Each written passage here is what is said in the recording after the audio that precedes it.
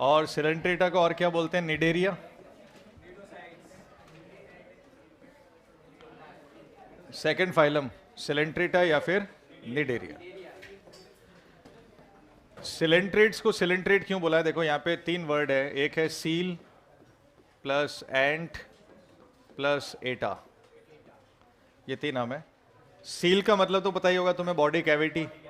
एंट का मतलब होता है एंटेरिक, यानी सील तो है एक कैविटी और एंट का मतलब है एंटेरिक। तो अब इन दोनों को अगर मर्ज करते हो तो हम ये कह सकते हैं गैस्ट्रोवैस्कुलर कैविटी।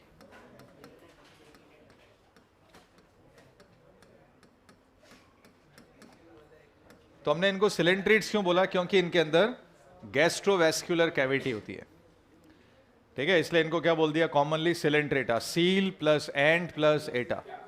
सील मतलब कैविटी, एंट मतलब एंटेरिक, एटा मतलब बियरर। निडेरिया क्यों बोला इनको? क्योंकि इनके पास में क्या है? निडोसाइट और निडोब्लास्ट। या तो इनको बोलते हैं निडोसाइट्स या फिर बोलते हैं निडोब्लास्ट सेल। अब इनको कॉमनली क्या बोल सकते हो? Stinging cell.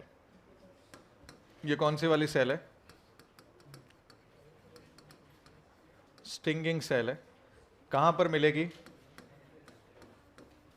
Found at tentacles and body surface. ये जो स्टिंगिंग सेल्स है ये टेंटिकल्स पे और बॉडी की सरफेस पे मिलने वाली है। और इनके फंक्शंस क्या है? इनके फंक्शंस है कैप्चरिंग प्रे,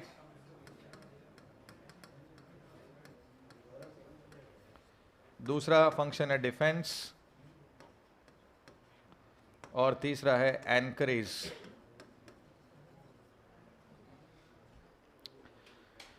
तो इस फाइलम को हमने दो नाम दे दिए, सिलेंट्रेटा और निडेरिया। सिलेंट्रेटा क्यों बोला? क्योंकि इनकी बॉडी में गैस्ट्रोवेस्कुलर कैविटी यहां से स्टार्ट हो रही है। जैसे अगर मैं हाइड्रा देखता हूं तो हाइड्रा की बॉडी के अंदर एक कैविटी नजर आएगी जिसका नाम है गैस्ट्रोवेस्कुलर कैविटी।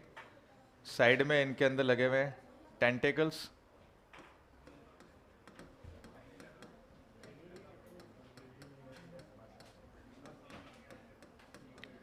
ये है गैस्ट्रोवेस्कुलर कैविटी।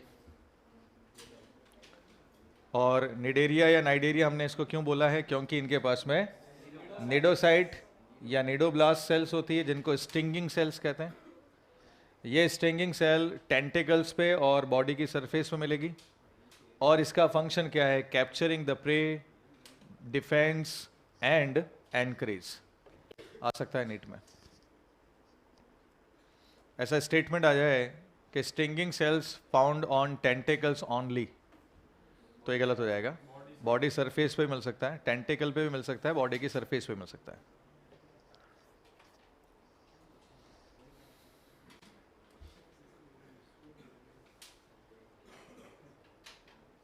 पॉरीफेरा को पॉरीफेरा क्यों कहा था? पोर थे। उन पोर को क्या कहते हैं? ऑस्टिया। आप उसको और क्या बोल सकते हो? माउथ, माउथ कह सकते हैं। तो उसमें एनस क्या था?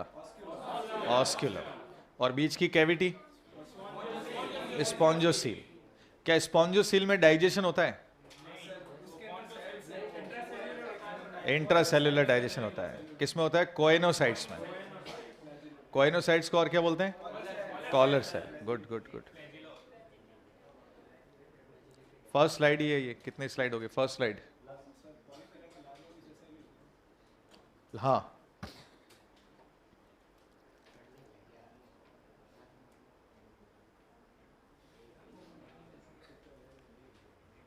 अच्छा एक बात बताओ, पॉरीफेरा में इंटरनल फर्टिलाइजेशन था या एक्सटर्नल था? इंटरनल था। गुड। हर्मेफ्रोडाइट। उसका एसेक्सुअल रिप्रोडक्शन कैसे होता है? फ्रेगमेंटेशन।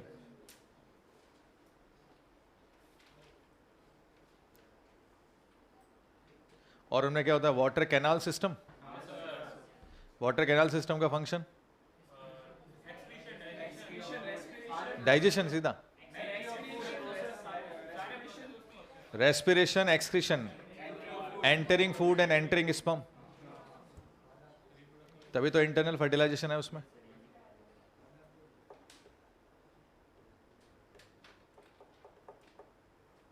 किसको कहते हैं बाथ स्पॉन्ज? You Spongia. और कौन सा फ्रेश वाटर है? स्पॉन्जिला। किसको कहते हैं ग्लास स्पॉन्ज? साइकन। उसको साइफा साइकन कहते हैं। और कौन है बोरिंग स्पॉन्ज? क्लियोना। और bridal gift in Japan? Euplectella, क्योंकि उसमें सिम्बायोसिस होता है। किसके साथ? श्रिम्प के साथ।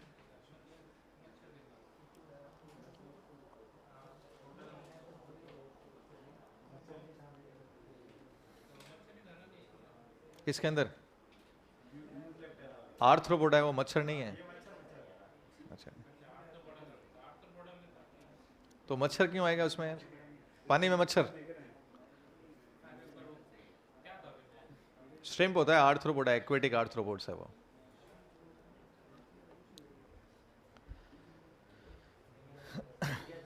हो गया ये तो निडेरिया क्यों का समझ में आ गया?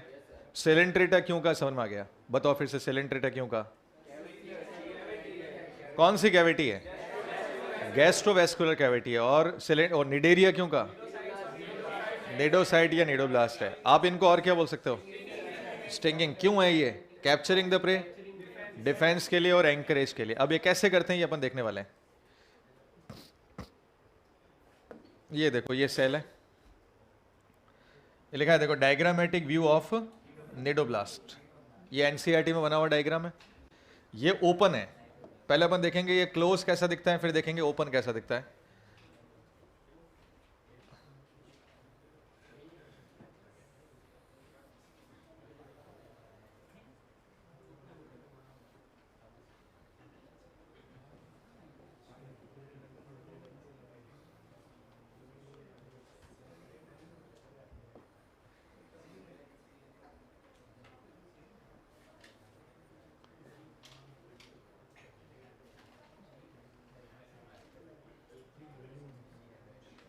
देखो, ये है स्टिंगिंग सेल इस टाइप की। ये जो स्टिंगिंग सेल है इसके अंदर ये स्ट्रक्चर को कहते हैं ट्रिगर। यहाँ पे दिख रहा होगा तुम्हें, साइड में ट्रिगर लगा हुआ है, ये ट्रिगर है। और ये जो ऊपर का कवर है इसको कहते हैं ऑपरक्यूलम। तो ये वाला जो है ढक्कन, इसको बोला अपन ने ऑपरक्यूलम, ठीक है। ये न्यूक्लियस है, ये इसके अंदर न्यूक्लियस है। इसको कहते हैं लासो। लासो, ये स्प्रिंग जैसा एक स्ट्रक्चर दिख रहा है, इसको कह रहे हैं लासो।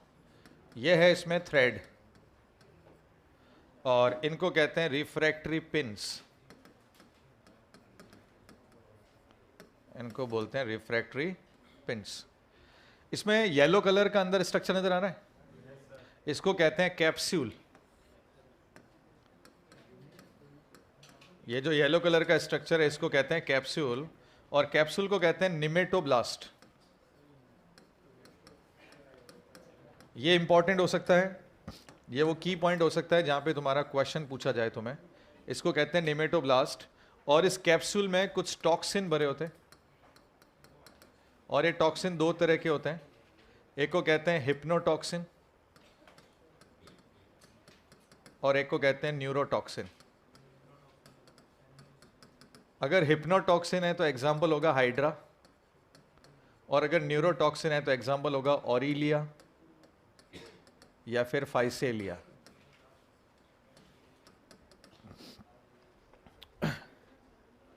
तुम्हें कुछ समझ में आ रहा है? वापस देखो हमने क्या बात करी है यहाँ पे। हमने यहाँ पर ये बात की है कि ये एक सेल है जो टेंटेकल पे लगी हुई होगी, है ना। अभी जैसे आपने हाइड्रा देखा, डायग्राम देखा हाइड्रा का, तो हाइड्रा के अंदर ये जो टेंटेकल्स होते हैं, इन टेंटेकल्स के ऊपर ये वाली सेल लगी हुई है। या तो ये टेंटेकल पर हो सकते हैं, या ये बॉडी की सरफेस पे भी हो सकते हैं। जरूरी नहीं है कि ये स्टिंगिंग सेल सिर्फ और सिर्फ टेंटिकल पर हो, ये बॉडी की सरफेस पर भी हो सकती है। ये बात तो समझ में आई। इस सेल को क्या कह रहे हैं? इस सेल को कह रहे हैं निडोसाइट या निडोब्लास्ट, लेकिन निमेटोसाइट या निमेटोब्लास्ट नहीं कह रहे हैं। निडोसाइट या निडोब्लास्ट, ये पूरी सेल को बोल रहे हैं निडोसाइट या निडोब्लास्ट, बट स्टिंगिंग कैप्सूल को क्या कह रहे हैं? निमेटोब्लास्ट। तो तुम्हें ये वर्ड में जो डिफरेंस है बिल्कुल एनसीईआरटी ने क्लैरिफाई कर रखे हैं, तुम्हें ये बात बिल्कुल अच्छी तरीके से याद होनी चाहिए। सेल का नाम है निडोसाइट और निडोब्लास्ट, स्टिंगिंग कैप्सूल को क्या बोलते हैं? निमेटोब्लास्ट। अगर आपसे कोई नीट ये पूछ रहा है कि बताओ स्टिंगिंग कैप्सूल को क्या कहते हैं, तो निमेटोब्लास्ट है, और सेल को क्या कहते हैं? तो निडोसाइट या निडोब्लास्ट कहते हैं। इसमें कोई दिक्कत है? अभी तक कोई दिक्कत? बिल्कुल सिंपल सी चीज मैंने बताई है। अब इस सेल में क्या क्या मिल रहा है देखो। इस सेल में एक ट्रिगर है, ये जो बिल्कुल लंबा सा शार्प स्ट्रक्चर नजर आ रहा है उसको ट्रिगर कह रहे हैं। एनसीईआरटी ने लेबलिंग नहीं कर रखी है, मैंने पूरी लेबलिंग उसकी कर दी है। ये बहुत बड़ा सा ट्रिगर है, ये ढक्कन है, इसको कहते हैं ऑपरकुलम, जो पहले ऊपर लगा हुआ था। फिर एक अंदर की तरफ बहुत बड़ा शाफ्ट है, ये जो स्ट्रक्चर है इसको कहते हैं शाफ्ट, ये शाफ्ट है। और ये है निडल्स, ये हो गए निडल्स, ठीक है। तो ये शाफ्ट है और इसमें निडल लगी हुई है और एक बहुत लंबा सा थ्रेड है। नीचे की तरफ पिंस लगी हुई है जिसको कह रहे हैं रिफ्रैक्टरी पिंस, ये यहां पे देख रखे हैं। एक बहुत बड़ा सा स्प्रिंग जैसा स्ट्रक्चर है जिसको कहते हैं लासो, यहां पर भी है। और एक बहुत बड़ा सा न्यूक्लियस अंदर की तरफ है, ये न्यूक्लियस यहां पर है। अब होता क्या है, ये फंक्शन कैसे करती है? सपोज करो कि ये हाइड्रा है और हाइड्रा के पास में फूड आ रहा है। हाइड्रा का फूड होता है डेफनिया। हाइड्रा का फूड क्या होता है? डेफनिया, ठीक है। अब तुम्हें याद है हमने इकोलॉजी में पढ़ा था Daphnia as a water pollution indicator, याद करो। वो फ्रेश वाटर में रहता है कि नहीं रहता है? हाइड्रा भी फ्रेश वाटर में रहता है। एनसीईआरटी ने सिलेंट्रेटा के लिए लिखा है most of the members are marine, most of the members are marine. इसका मतलब सारे तो मैराइन नहीं है ना, कोई तो फ्रेश वाटर है, और वो फ्रेश वाटर कौन है? हाइड्रा। तो हाइड्रा भी फ्रेश वाटर में रहता है, डेफनिया भी फ्रेश वाटर में रहता है। तो हाइड्रा का फूड क्या है? डेफनिया। सपोज करो कि हाइड्रा के पास में कौन आया? वाटर फ्लिया, जिसको डेफनिया कहते हैं, वो पास में आया। पास में आते आते स्विम करते करते उसके ट्रिगर से टकराया। ट्रिगर की सिचुएशन क्या है? ट्रिगर ये है सपोज करो, और इस ट्रिगर के किनारे पे ढक्कन अटका हुआ है, ये ढक्कन है। अगर ट्रिगर ऐसे हुआ तो ढक्कन खुलेगा। ट्रिगर के बिल्कुल किनारे पे ढक्कन अटका हुआ है, ठीक है। तो मान लो डेफनिया आया, स्विम करता करता इस ट्रिगर से टकराया, तो ट्रिगर दबा, ट्रिगर दबते ही ढक्कन खुला। ढक्कन खुलते ही अंदर का कैप्सूल और शाफ्ट और थ्रेड सब निकल के सामने आया। सामने निकल के कौन आया? धागा। समझ मारी बात? ढक्कन इधर खुला, अंदर का जो कैप्सूल था वो एकदम से निकल के बाहर आया, उसमें था धागा। धागे ने सामने वाले को पकड़ के यूं लपेट लिया, डेफनिया को, और फिर खींचा। क्यों खींचा? क्योंकि जब कैप्सूल निकल के बाहर आया तो नीचे जो स्प्रिंग थी बहुत लंबी हो गई। फिर क्या हुआ? वापस, बिकॉज स्प्रिंग इज इलास्टिक, वापस खींचा तो सामने वाले को यूं अपनी तरफ पुल किया। अपनी तरफ पुल किया तो यहां क्या है? सुइयां हैं, निडल्स, वो चुभ गई। और पानी में आसपास में क्या है? टॉक्सिन, क्योंकि कैप्सूल में क्या भरा हुआ है? टॉक्सिन। वो टॉक्सिन उस खड्डे के अंदर घुस गया, उसकी बॉडी के अंदर चला गया। अब क्योंकि ये हिप्नोटॉक्सिन है तो सामने वाला या तो बेहोश हो जाएगा, और न्यूरोटॉक्सिन है तो सामने वाला या तो पैरालाइज हो जाएगा, या तो वो बेहोश या फिर वो पैरालाइज। फिर ये जो टेंटिकल है ये मूव करेंगे और वो जो बेहोश या पैरालाइज बॉडी है उसको पकड़ के सीधा माउथ में, सीधा अंदर। और यहां पर क्या है? Secretion, because this is gastrovascular cavity, digestion शुरू, नींद में डाइजेस्ट। अरे समझ में नहीं आया कैसे हुआ ये? तो ये एक स्टिंगिंग सेल है ना। तो ट्रिगर क्या करेगी? जैसे ही दबेगा, ट्रिगर दबते ही क्या होगा? वो गोली निकल के सामने आएगी। कहने का मतलब है वो थ्रेड निकल के सामने आएगा और उसको खींचेगा। तो ये इस तरह से फंक्शन करते हैं। और काम क्या क्या मैंने बताया तुम्हें। हो सकता है कि वो फूड को पकड़ रहा हो सकता हो सामने की तरफ कोई प्रीडेटर हो, उससे बच रहा हो और सकता हो उसको अपनी बॉडी को कहीं ना कहीं एंकर करना हो, चिपका के रखना हो, तो एंकरेज के लिए भी हो सकता है। तो 3 काम करेगा: capturing the prey, defence system and anchorage. Easy?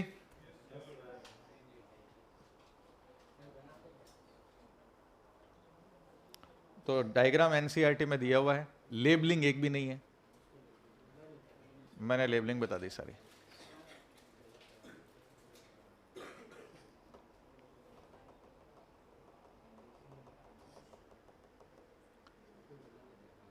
तो खुशवंत, सेल का नाम बता।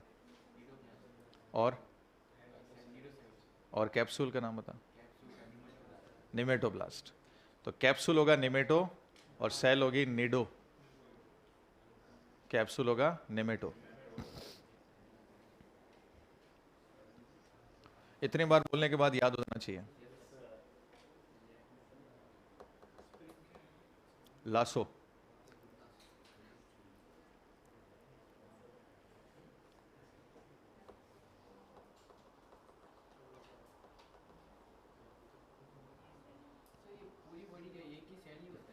ऐसे बहुत सारी सेल होती है, टेंटिकल्स पे, बॉडी की सरफेस पे, सब चारों ओर लगी रहती है ये।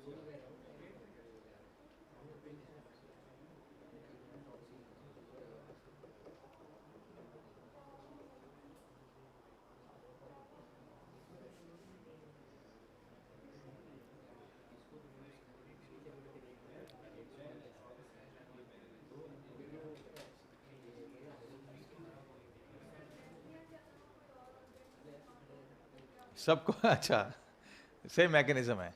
डेफनिया के अलावा और हुआ तो भी यही मैकेनिज्म है।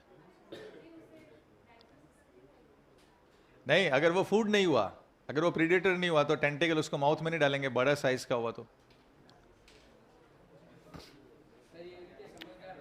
हाँ इतना, क्योंकि इनमें नर्व सेल आ गई ना। अरे सेलेंट्रेटा वो पहला ऑर्गेनिज्म है जहां पे न्यूरॉन्स आ गए, nerve cell, nerve net, simplest type of nervous system in the hydra, यहां से नर्व सेल शुरू हो गई है। पॉरीफेरा में नर्व सेल नहीं थी, इतना कुछ कर पा रहा है ये, इसलिए इनमें टेंटिकल्स वगैरह आ गए। हाँ कर लो बट ये तो एनसीईआरटी में ही कर लेना चाहिए था, लेबलिंग तुम्हारा एनसीईआरटी में दे रखा है ना डायग्राम। हाँ चलो कर लो। अच्छा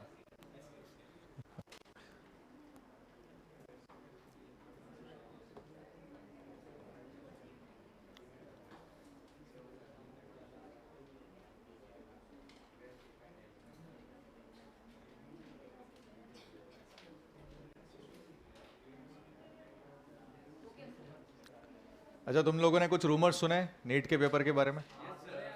क्या क्या रूमर्स सुने तुम लोगों ने? सिलेबस रिड्यूस कर रहे हैं, बायो में तो बॉटनी बहुत ऑलमोस्ट सारी हटा रहे हैं, ऐसा कर रहे हैं वैसा कर रहे हैं। हाँ प्रपोजल है ये सारा, ये सारे रूमर्स हैं। उल्टा बायो और केमिस्ट्री में सबसे ज़्यादा कम हुआ है, फिजिक्स में सबसे ज़्यादा बचा हुआ सिलेबस है। ये रूमर्स हैं, अब ये इस साल से होगा या नेक्स्ट ईयर से होगा ये कंफर्म नहीं है। एनएमसी ने प्रपोजल डाल दिया है सारा बना के, देखा नहीं क्या पीडीएफ पूरी की पूरी, सीधा एक्सक्रीशन करेंगे।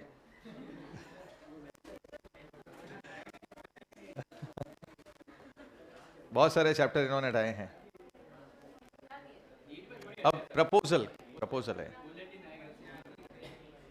अब अच्छा ये भी है कि 5 तारीख को नीट का फॉर्म आ रहा है, 5 तारीख को नीट का फॉर्म रिलीज करें। 5 तारीख को संडे है, तो संडे और मंडे मेरे को ऐसा लगता है कि आ जाएगा। नीट का फॉर्म आते ही दिवाली हो जाएगी, है तो होली। हो गया ये।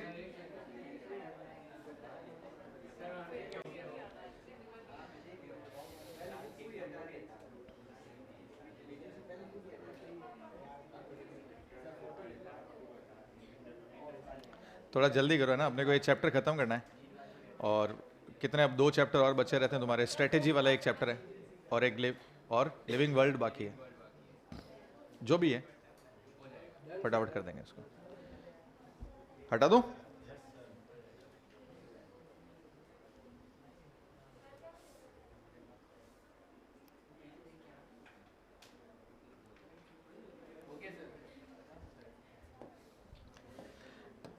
अच्छा इनके मेंबर्स कैसे हैं? मेंबर्स मोस्टली मरीन है। तो बताओ फ्रेश वाटर वाला कौन है? बिल्कुल सही, तो फ्रेश वाटर वाला है इसमें हाइड्रा। अच्छा, इनके जो मेंबर्स हैं, एक तो मैंने बोला मोस्टली मरीन है, मेंबर्स दो तरह के नेचर भी शो करते हैं, कॉलोनिकल एंड सेसाइल। सेसाइल है फिर से हाइड्रा, और जो कॉलोनिकल है वो है ऑरिलिया और फाइसेलिया।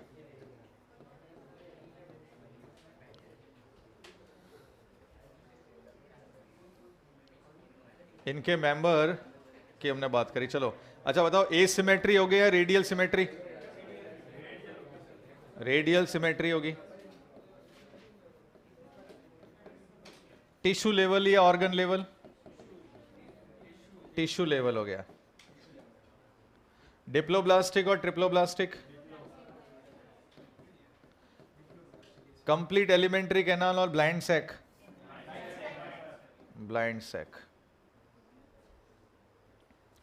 इनमें जो डाइजेशन है ना, वो दोनों तरह का है, extra cellular and intra cellular. जो एक्स्ट्रा सेलुलर है वो किस में होने वाला है? Inside the gastrovascular cavity.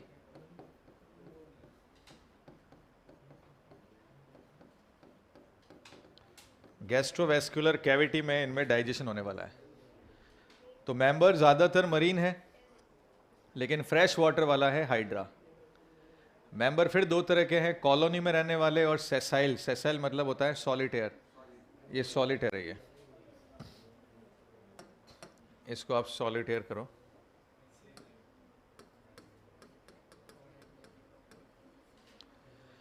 तो अकेला रहने वाला कौन हो गया? हाइड्रा हो गया। और कॉलोनी में रहने वाला कौन हो गया? ऑरिलिया और फाइसेलिया। सुने तो हैं ऑरिलिया, और ये जेलीफिश, ऑरिलिया जेलीफिश होता है, हाँ, और फाइसेलिया होता है Portuguese man of war. Portuguese man of war. Radial symmetry, tissue level, diploblastic, blind sac, ये सब इनकी प्रॉपर्टी है। डाइजेशन दोनों तरह का है, एक्स्ट्रा सेलुलर भी है और इंट्रा सेलुलर भी है।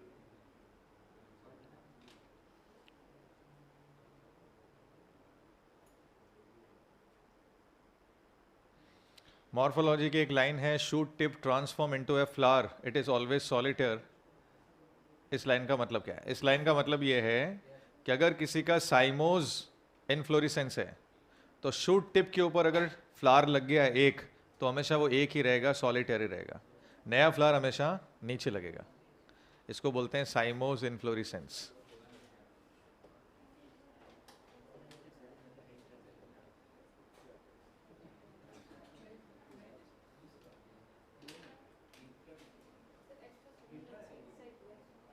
Inside the gastrovascular cavity.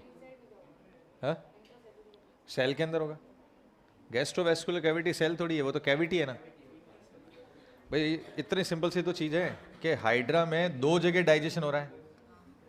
एक डाइजेशन यहाँ हो रहा है, एक डाइजेशन यहाँ की जो सेल है उसके अंदर हो रहा है। ठीक है, तो ये यहाँ पर जो हो रहा है वो एक्स्ट्रा सेलुलर हो गया, और यहाँ की जो सेल्स है इसके अंदर जो हो रहा है वो इंट्रा सेलुलर हो गया।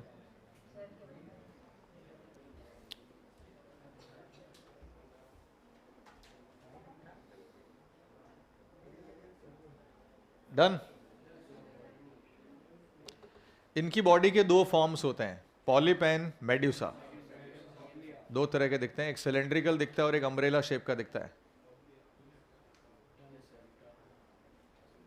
हटा दूं?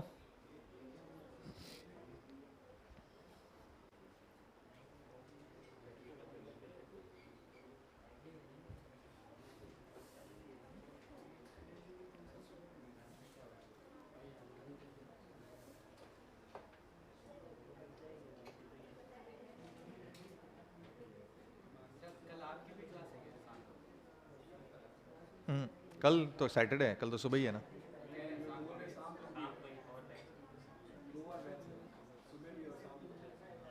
शाम को मेरे नहीं होगी, शाम को मैं हुई नहीं वैसे।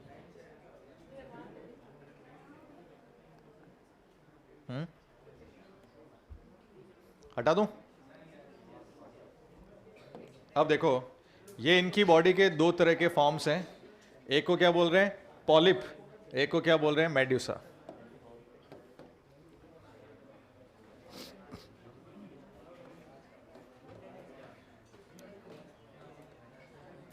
इनके बॉडी फॉर्म्स की हमने बात की है। इसको हमने बोला है मेड्यूसा और इसको हमने क्या बोला है, पॉलिप। दो तरह के दिखने वाले organism, medusa and polyp. Polyp कैसा दिख रहा है, सिलेंड्रिकल।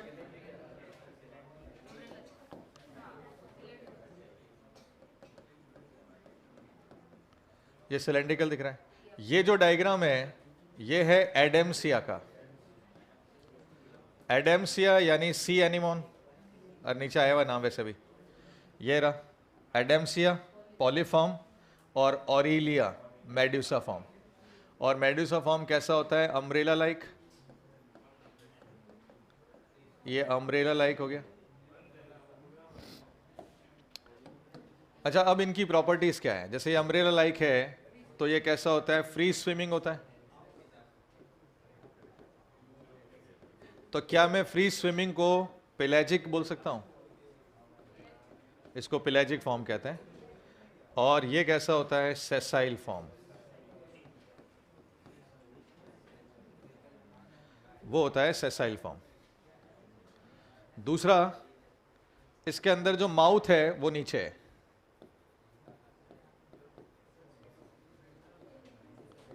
माउथ लोअर साइड है और इनका माउथ किधर है, अपर साइड।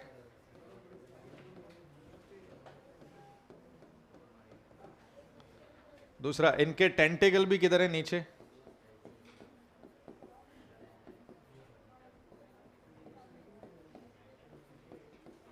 इनके टेंटिकल किधर है, ऊपर।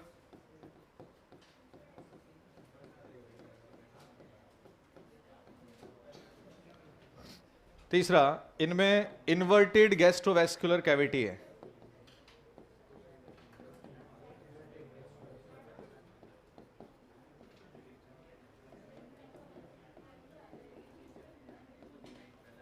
और इनमें स्ट्रेट।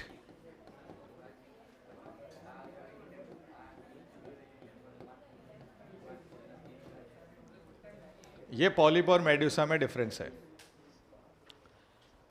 तो बॉडी के कितने फॉर्म दिख रहे हैं इनमें, दो तरह के फॉर्म दिख रहे हैं। एक है पॉलिप, एक है मेड्यूसा। इनमें से आएंगे भाई नीट में क्वेश्चन, पॉलिप और मेड्यूसा के क्वेश्चंस निकल के आते हैं। तो फिर से, पॉलिप कैसा शेप है, सिलेंड्रिकल शेप है। ये वाला कैसा शेप है, अम्ब्रेला लाइक है। तो हमने पानी की बाल्टी देखी है ना, बकेट पूरा। उस बकेट को आप क्या करो, पानी में सीधा सीधा डुबा दो, तो क्या होगा, पानी उसमें घुस जाएगा और वो बाल्टी बॉटम में जाके स्टेबल हो जाएगी। और अगर तुम पानी की बाल्टी को खाली उल्टा करके डाल देते हो तो सरफेस पे तैरेगी। सेम कंडीशन है इनकी भी। अगर ये सिलेंड्रिकल है और बॉटम में है तो पानी भरा हुआ है और वो सेसाइल है। और अगर पानी की बाल्टी खाली और उल्टी है तो पानी पे तैरेंगे, यानी वो पेलेजिक या फ्री स्विमिंग है। तो देख रहे हैं, ये बाल्टी उल्टी और ये बाल्टी सीधी। हाँ, सरफेस पे ऑरिलिया तैरता है सरफेस पे। तो कहने का मतलब क्या हुआ कि ये है सिलेंड्रिकल, ये है अम्ब्रेला शेप। इसमें देखो टेंटिकल किधर जा रहे हैं, नीचे। इनमें टेंटिकल किधर है, इनका माउथ किधर है, इनका माउथ किधर है, ऊपर। ये बात हमारी। इनकी गैस्ट्रोवैस्कुलर कैविटी कैसी है, उल्टी। इनकी कैसी है, सीधी। ये डिफरेंस है इसमें। तो फ्री स्विमिंग पेलेजिक कौन होते हैं, मेड्यूसा फॉर्म होते हैं, और पॉलिप जो होते हैं सेसाइल फॉर्म है। माउथ इनका नीचे, उधर माउथ ऊपर है। टेंटिकल इधर नीचे है, टेंटिकल उधर ऊपर है। इनकी इन्वर्टेड गैस्ट्रोवैस्कुलर है, उनकी गैस्ट्रोवैस्कुलर सीधी है। इसका और एग्जाम्पल क्या क्या है, इनके एग्जाम्पल हो गया ऑरिलिया, एक तो लिखा हुआ है तुम्हारे सामने। इसके अलावा फाइसेलिया, ये दोनों इसके एग्जाम्पल है। और इनके जो एग्जाम्पल है वो है, ये एडम से लिखा हुआ है। और कौन हो जाएगा, हाइड्रा। एक मेंबर है जिसका नाम है ओबिलिया। ओबिलिया में ये दोनों फॉर्म ट्रांसफॉर्म होती रहती है। इसको मेटाजेनेसिस कहते हैं, नॉट मेटास्टेसिस। क्या बोलते हैं, मेटाजेनेसिस। पॉलिप से मेड्यूसा, मेड्यूसा से पॉलिप, कैसे बनता है वो देखेंगे अभी अपन। ये क्वेश्चन आते हैं, मतलब बेसिक है ये, मतलब बढ़िया क्वेश्चंस होते हैं ये, नीट में बनने के चांस हैं।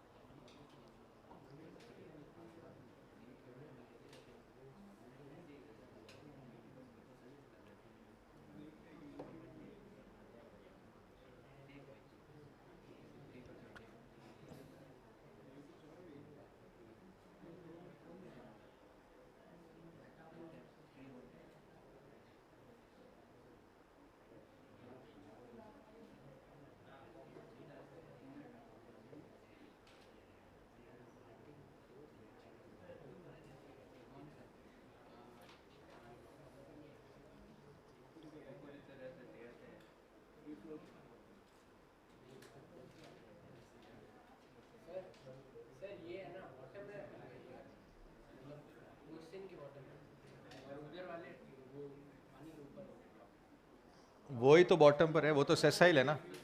ये तो तैर सकते हैं, फ्री स्विमिंग है, नीचे ऊपर कैसे भी जा सकते हैं।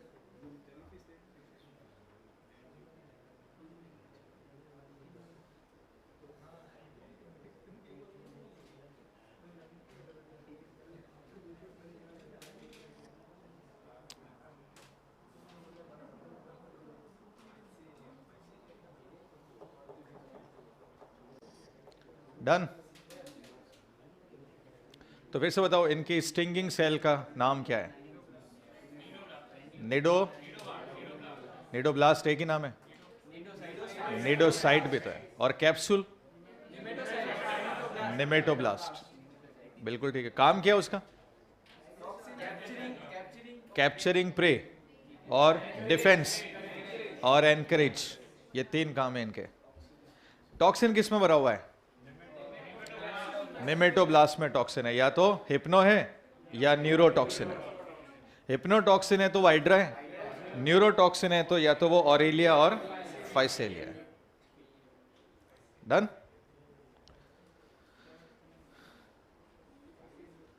देखो ये डायग्राम बनाने की जरूरत नहीं है, डायग्राम एनसीईआरटी में है, तुम्हें सीधे सीधे डिफरेंस लिखना है कि इन दोनों में डिफरेंस क्या है।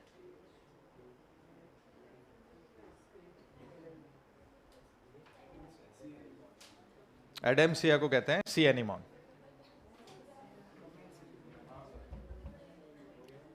हो गया सबका? अब देखो एक मेंबर है जिसका नाम है ओबिलिया। ओबिलिया को और क्या कहते हैं? सी फर कहते हैं। इस ओबिलिया में दो फॉर्म देखने को मिलती है, जिसको हम पॉलिप और मेड्यूसा कह रहे हैं।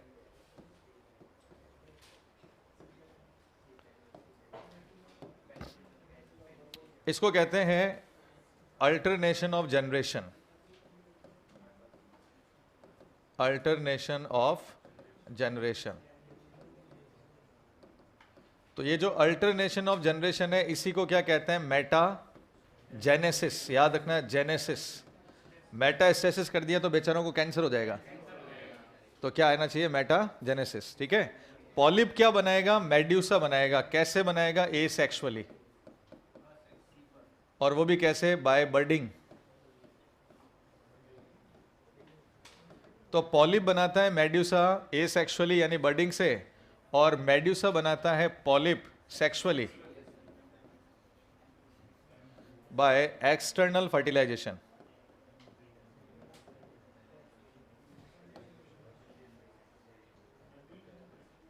जब इनमें एक्सटर्नल फर्टिलाइजेशन होता है तो एक लार्वा बनता है। लार्वा का नाम होता है प्लेन्यूला, और उस प्लेन्यूला लार्वा से वापस क्या बनता है? पॉलिप। तो अगर पॉलिप से मेड्यूसा और मेड्यूसा से पॉलिप बनता है तो इसको कहते हैं alternation of generation, and this property is called metagenesis. तुम्हें ये मेंबर याद रखना है, Obelia. Very very very important, Obelia इसका एग्जांपल है। तो ये क्वेश्चन जो है वो बन सकता है।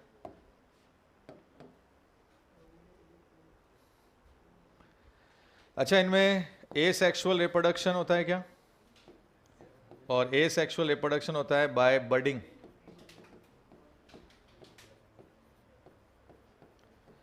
क्या इनमें भी कोई टोटीपोटेंट सेल होगी? बिल्कुल, इनमें भी टोटीपोटेंट सेल होगी, तभी तो इनमें सेक्स ऑर्गन्स बन सकते हैं, यानी टिश्यू बन सकते हैं। तो टोटीपोटेंट सेल का नाम क्या होगा? कोई बताना चाहेगा? अब वो आर्कियोसाइट तो उसमें था, उसमें क्या था? आर्कियोसाइट। पॉरीफेरा की टोटीपोटेंट सेल का नाम था आर्कियोसाइट। इसकी टोटीपोटेंट सेल का नाम क्या है? कोई बताना चाहेगा? Interstitial cell. क्या नाम आएगा?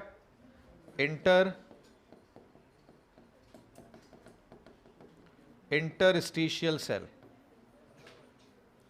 इनकी टोटीपोटेंट सेल का नाम क्या होगा? Interstitial cell. अच्छा, ये बाइसेक्सुअल होंगे यानी हर्मेफ्रोडाइट।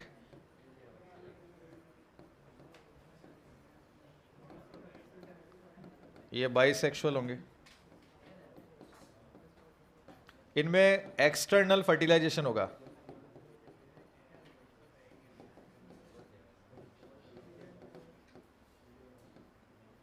इनमें एक्सटर्नल फर्टिलाइजेशन होगा, इनमें इनडायरेक्ट डेवलपमेंट होगा। जब इनडायरेक्ट डेवलपमेंट होता है तो बताओ लार्वा होता है क्या? बिल्कुल लार्वा होता है। तो लार्वा का एक नाम तो मैंने बता दिया प्लेन्यूला, एक नाम और होता है ई फायरा। जो प्लेन्यूला लार्वा है वो किसके लिए है? ओबीलिया के लिए, और ई फायरा है ऑरिलिया के लिए।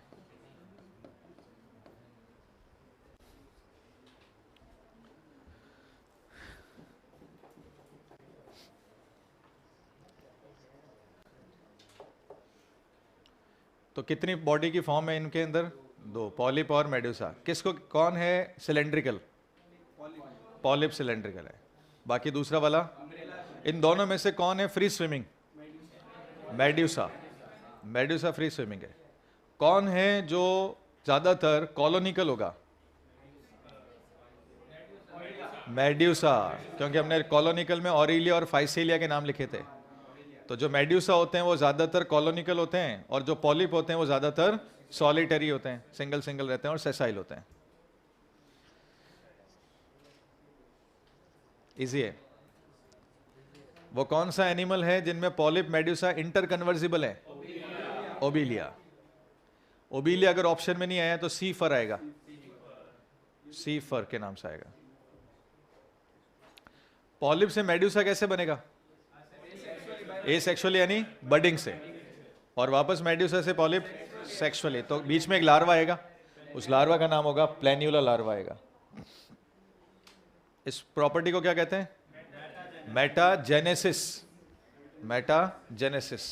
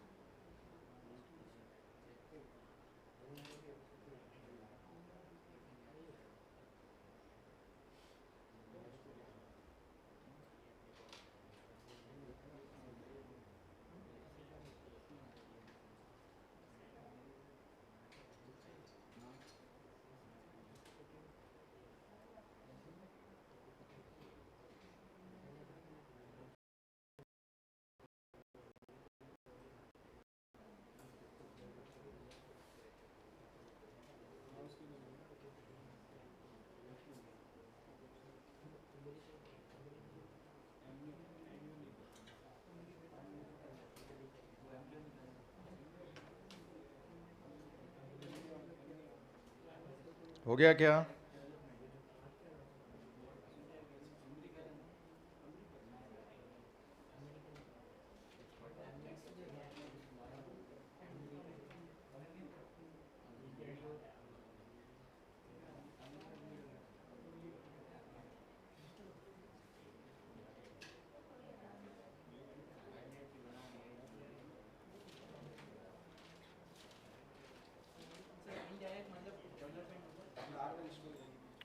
क्या चीज? इनडायरेक्ट डेवलपमेंट इन लार्वा आएगा। जब मैं बोलता हूं डायरेक्ट डेवलपमेंट तो लार्वा नहीं आएगा, इनडायरेक्ट डेवलपमेंट में लार्वा आता है। डन। हाँ, फ्री स्विमिंग भी हो सकता है। सॉरी। डन। थोड़ा जल्दी करो भाई, ऐसे तुम बहुत टाइम लगाते हो। डन।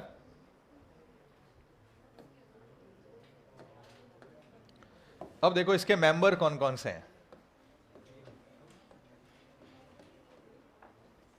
इसके जो मेंबर्स हैं उसकी तीन कैटेगरी है। एक को बोलते हैं हाइड्रोजोआ, एक को बोलते हैं स्काइफोजोआ, और एक को बोलते हैं एंथोजोआ। अब तुम लोग सोच रहे होंगे कि सर ये इतना डिटेल में तो एनसीईआरटी में नहीं दिया हुआ है, लेकिन मैं बताता हूं इसमें क्या क्वेश्चन आ सकता है इसके लिए। हाइड्रोजोआ का मतलब है जिसमें पॉलिप एंड मेड्यूसा दोनों मिलेंगे। ऐसी कैटेगरी जिसमें पॉलिप एंड मेड्यूसा दोनों आएगा उसका नाम होगा हाइड्रोजोआ, और स्काइफोजोआ में ओनली मेड्यूसा आएगा, और एंथोजोआ में ओनली पॉलिप आएगा। ये सबसे पहले तुम्हें ध्यान रखना है। ये 3 कैटेगरी है। एक ऐसी कैटेगरी जिसमें पॉलिप मेड्यूसा दोनों आएंगे, एक ऐसी कैटेगरी जिसमें सिर्फ मेड्यूसा आएगा, और एंथोजोआ में सिर्फ पॉलिप आएगा। हाइड्रोजोआ के जो एग्जाम्पल है उसका एग्जाम्पल है हाइड्रा सबसे पहला, दूसरा फाइसेलिया। फाइसेलिया तुम्हें पता है मेड्यूसा है, तो ये कौन है? पॉलिप। तो देखो पॉलिप भी आ गया और एक कौन आ गया? मेड्यूसा आ गया। इसको क्या बोलते हैं? Portuguese man of war.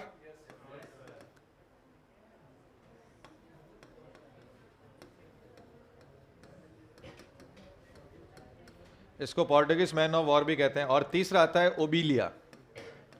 Obelia को क्या कहते हैं? सी फर। ठीक है। ओनली मेड्यूसा वाले का एग्जाम्पल है ऑरिलिया। ऑरिलिया, ऑरिलिया को क्या बोलते हैं? जेलीफिश। और सबसे इंपॉर्टेंट जो एनसीईआरटी ने दे रखा है वो ये है, जो ओनली पॉलिप वाले होते हैं उनको कोरल्स कहते हैं। कोरल्स क्यों बोलते हैं? क्योंकि इनमें कैल्शियम कार्बोनेट का कोट होता है।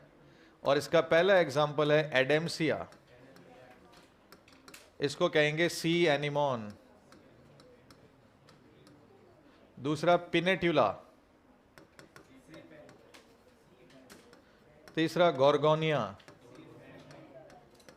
और चौथा मैंड्रीना। तो इसको क्या बोलते हैं? सी पैन, इसको बोलते हैं सी फैन, और इसको बोलते हैं ब्रेन कोरल। तो question, which of the following is not a coral? Which of the following is not a coral? ठीक है। Option A Adamsia, option B Pennatula, option C Gorgonia, option D Aurelia. तो answer क्या आएगा? Aurelia. तो कई बच्चों को ये पता ही नहीं होता कि एडेम्सिया इज ऑल्सो कोरल। कई बच्चों को ये ध्यान ही नहीं होता कि एडेम्सिया भी कोरल है। तो एडेम्सिया कौन सी कैटेगरी में आता है? Anthozoa. Which of the following is a free swimming medusa? ठीक है, ढंग से सुनना। Which of the following is free swimming medusa? ठीक है। Option A Hydra, option B Pennatula, option C Gorgonia, option D Scyphozoa. ढंग से देखो, तो आंसर आएगा स्काइफोजोआ। अरे ऑरिलिया की कैटेगरी का नाम है स्काइफोजोआ। हमको पता ही नहीं रहता कि ऑरिलिया का दूसरा नाम क्या है? Scyphozoa, free swimming medusa. इसलिए ये नाम लिखा मैंने। हमें लगेगा कि हमको आ रहा है, लेकिन फाइसेलिया है, लेकिन मैंने ऑप्शन में नहीं दिया ना। मैंने ऑप्शन में बोला हाइड्रा, मैंने ऑप्शन बोला एडेम्सिया, पिनेट्यूला, और चौथा क्या दिया? स्काइफोजोआ। ढंग से देखो, मैंने ऑरिलिया भी नाम नहीं दिया, मैंने फाइसेलिया भी नाम नहीं दिया, मैंने ऑरिलिया की जगह क्या लिखा? स्काइफोजोआ। इसलिए ये लिखना जरूरी है। फाइसेलिया के जो प्रॉपर्टीज है वो हाइड्रा और ओबिलिया की प्रॉपर्टी से मैच करते हैं। इनके कुछ कैरेक्टर्स होते हैं गैस्ट्रोवैस्कुलर कैविटी के, टेंटिकल्स के, है ना, इनके गोनेड्स के जो बनते हैं इनमें, टेस्टिस और ओवरी, उनकी पोजीशन पर बेस्ड इनके बहुत सारे कैरेक्टर्स हैं। तो इतना डिटेल में लिखने से अच्छा है कि अपने सीधे सीधे एग्जाम्पल डाल दिए। किसमें? फ्री फ्री वो दोनों ही आएंगे। वो इतना बेवकूफ़ नहीं है कि वो कंफ्यूजन क्रिएट कर देगा। हाँ, एंथोजोआ मतलब ओनली पॉलिप, वो सारे पॉलिप हैं। इसका मतलब वो सारे सेसाइल हैं। ये जब सारे पॉलिप हैं, इसका मतलब ये सारे कौन है? सेसाइल। ये कौन है? Free living. और ये दोनों ही हैं, ये दोनों ही हैं, सेसाइल भी और फ्री स्विमिंग भी है।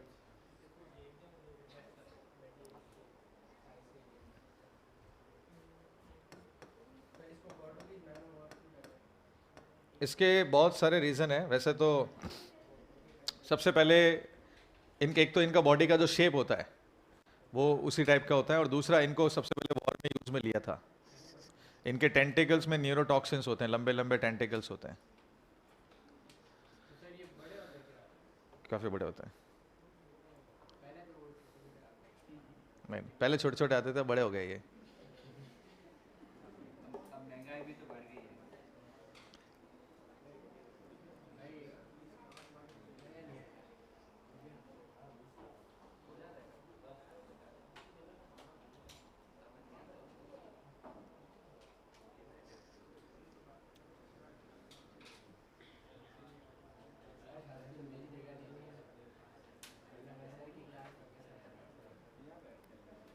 ये सी पेन, ये सी फैन, इनके सबके मैच द कॉलम के क्वेश्चंस आ सकते हैं,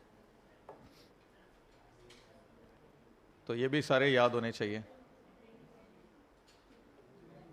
नहीं आते? आते हैं ना कुछ?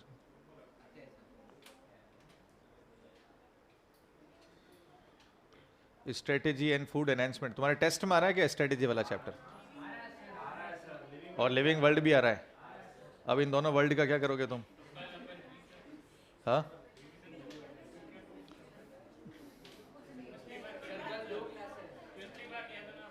कल? बट मैं हो ही नहीं, मैं एक ही क्लास में हूँ, मैं बाहर हूँ। हाँ, कल मैं एक क्लास में हूँ, बाकी नहीं हूँ। क्यों?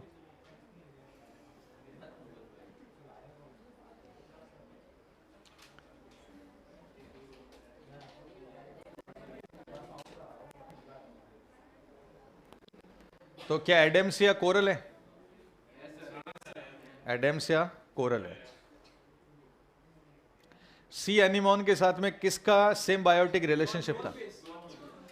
क्लाउन फिश, याद आ रहा है? कमेंसलिज्म। और अगर उसमें प्रोटो कॉपरेशन था हर्मिट क्रैब के साथ, हर्मिट क्रैब और सी एनिमोन का प्रोटो कॉपरेशन था, और क्लाउन फिश और सी एनिमोन के बीच में कमेंसलिज्म था।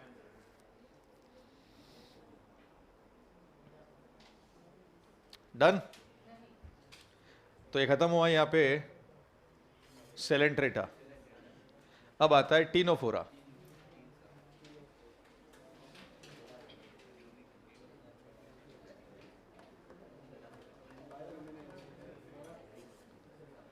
फाइसेलिया देखा था स्कूल में, उसको सॉल्यूशन से निकाल कर दिखाया था। चलो मरा हुआ था तब तक तो ठीक है, लेकिन अगर जिंदा निकाला होता तो अभी उल्टा होता। क्योंकि फाइसेलिया के टेंटिकल में न्यूरोटॉक्सिन होते हैं ना। भाई तुम्हारे स्कूल में म्यूजियम वगैरह पड़े होंगे ना, स्पेसिमेन म्यूजियम, सॉल्यूशन के अंदर ये डाले हुए होते हैं ना। ऐसा नहीं? सांप भी था जिंदा? जिंदा सांप को सॉल्यूशन में डाला हुआ था? हाँ, मतलब मरे हुए सांप को सॉल्यूशन में डाला हुआ था। फॉर्मेलिन होता है वो। डन?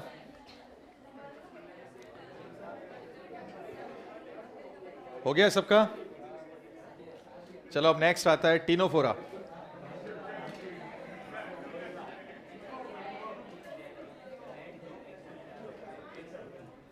अब आता है टीनोफोरा। ये जो वर्ड है टीनो, इस टीनो का मतलब क्या होता है? ये जो वर्ड हमने टीनो लिखा है, इस टीनो का मतलब होता है कॉम्ब प्लेट्स।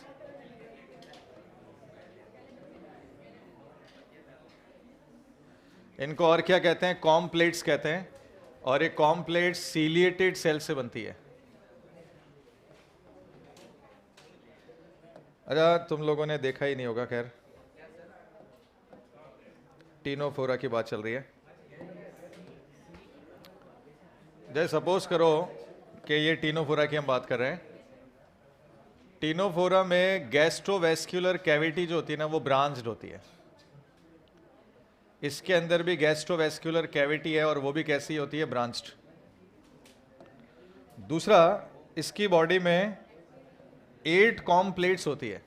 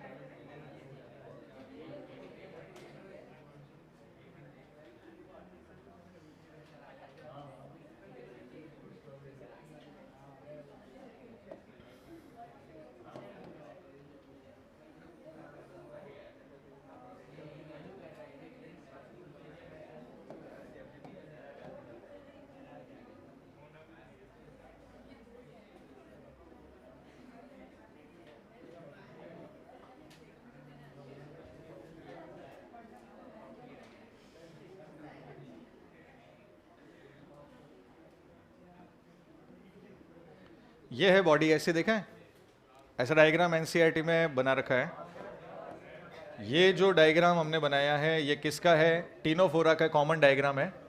इसमें जो पिंक कलर की लाइन नजर आ रही है ना, इनको कहते हैं कॉम प्लेट्स। इनको क्या बोलते हैं? कॉम प्लेट्स कहते हैं। और टोटल कॉम प्लेट्स कितनी होती है? 8। और इनको हम कहते हैं लोकोमोटरी ऑर्गन्स या लोकोमोटरी स्ट्रक्चर्स। ये लोकोमोशन करते हैं। ये कॉम प्लेट्स बनी कैसे है? ये कॉम प्लेट्स बनी है सीलिएटेड सेल से।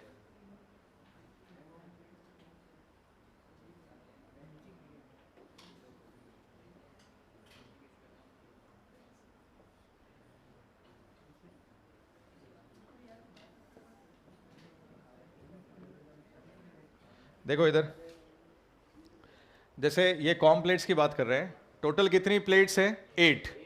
8 प्लेट है। ये काउंट भी याद होना चाहिए अपने को। सपोज करो इस लाइन के दोनों तरफ सेल्स है। एक इधर बनाई है मैंने, एक इधर, ये सेल्स है ना। एक लाइन के इधर सेल है, एक लाइन के इधर सेल है। दोनों सेल सीलिएटेड है, इधर भी सीलिया इधर भी सीलिया है, दोनों सीलिया। इस लाइन की बात कर रहा हूं मैं, पिंक कलर की लाइन की बात कर रहा हूं। पिंक कलर की जो लाइन है उसके दोनों तरफ सेल है, इधर भी है इधर भी है। इस सेल से भी सीलिया निकला, इस सेल से भी सीलिया निकला, और दोनों सीलिया आपस में फ्यूज हो गए और ये बॉडी की सरफेस से बाहर है। ये सेल, इसका सीलिया दोनों फ्यूज। फिर नीचे एक और सेल है, इसका सीलिया फ्यूज, सीलिया फ्यूज, सीलिया फ्यूज। ऐसे करते करते पूरी की पूरी एक बैंड दिख रहा है। इसको अपन सीलिएटेड बैंड या कॉम्प्लेट कह रहे हैं। ये बात समझ रही है? ये सारे सीलिया एक साथ नीचे जाएंगे तो ये पानी में ऊपर आएगा, ये सारे सीलिया एक साथ ऊपर जाएंगे तो ये पानी में नीचे जाएगा। और डायरेक्शन चेंज करने के लिए इनके पास होते हैं टेंटेकल्स। इनको क्या बोलते हैं? टेंटेकल्स कहते हैं। कुछ समझ में आया ये? है ना? तो कॉम्प्लेट्स का काउंट कितना है? 8। कैसे होते हैं? सीलिएटेड होते हैं। काम क्या करते हैं? लोकोमोशन में हेल्प करते हैं। पहले मैंने तुम्हें एक बात और बताई थी कि टीनोफोरा को पहले सिलेंट्रेटा के सब फाइलम में रखा था, क्योंकि इनके पास टेंटिकल्स है। और तुम्हें बाहर निकले हुए स्प्रिंग जैसी सेल नजर आ रही है, इनको साइंटिस्ट ने मान लिया था ये स्टिंगिंग सेल है। बाद में पता चला ये स्टिंगिंग नहीं, ये तो कोलोब्लास्ट सेल है, जिसको अपन बोलते हैं लासो। सिर्फ रस्सी जैसी स्ट्रक्चर है। लासो याद है, हमने स्प्रिंग बनाई थी अभी थोड़ी देर पहले, कि तो सिर्फ लासो है, तो स्टिंगिंग तो है ही नहीं। इसका मतलब ये निडेरिया तो नहीं है, तो नाम रख दिया पहले ए निडेरिया, फिर बाद में इनका नाम कर दिया टीनोफोरा और एक सेपरेट फाइलम में डाल दिया। इनको ए निडेरिया भी कहते हैं। इससे बढ़िया और क्या चीज चाहिए? इतने याद रखने पड़ेंगे ना तुम्हें। अच्छा, इनको कॉमनली क्या कहते हैं? इनको कॉमनली कहते हैं सी गूसबेरीज। अरे गूसबेरीज भी तो कहते हैं, सी गूसबेरीज, सी वॉलनट, और क्या बोलते हैं? कॉम जेलीज भी कहते हैं।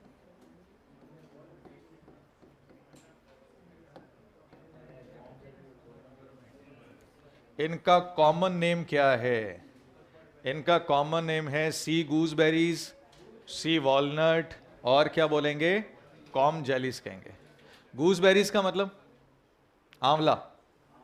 आंवला देखा है तुम लोगों ने? हरे वाला, वैसे ही तो दिखता है आंवला। ढंग से देखना, लाइनें लाइनें नजर आती है, तो आंवला जैसा दिखता है, ऐसे बोल दिया। अखरोट जैसा दिखता है, बोल दिया।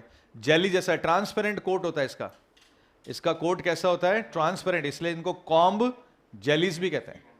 अच्छा, पूरे के पूरे एनिमल किंगडम में, पूरे एनिमल किंगडम में एक ही जगह बायोल्यूमिनेसेंस लिखा हुआ है, और वो यही है। यानी रात को शाइन करता है, चमकता है। चमकता कैसा है? क्योंकि इनमें ल्यूसीफेरिन प्रोटीन्स होते हैं जो टूटते हैं और इनमें हीट जनरेट होती है, तो इनमें चमक पैदा होती है, बायोल्यूमिनेसेंस। ठीक है? तो आंवला खाने से और अखरोट खाने से चेहरे पे चमक आती है।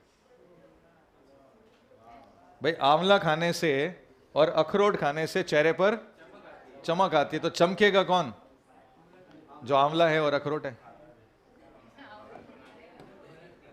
तो इनमें क्या प्रॉपर्टी है?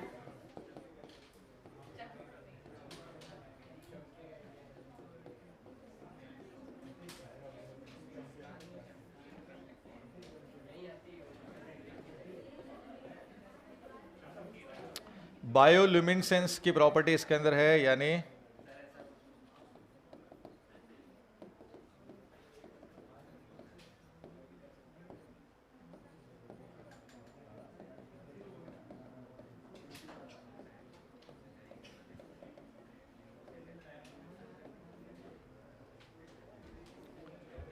प्रोटेक्टिव अडेप्टेशन है ये इनका।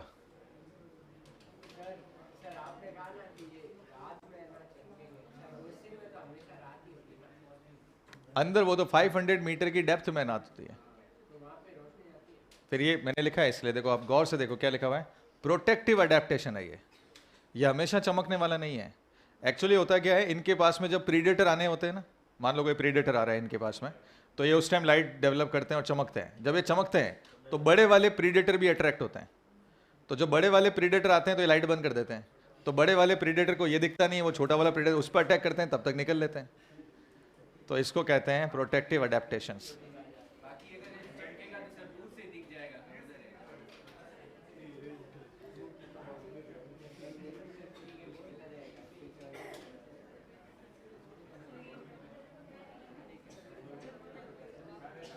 हाँ हाँ, मैं वही था, तुम थी नहीं, तुमको बुलाया भी था मैंने।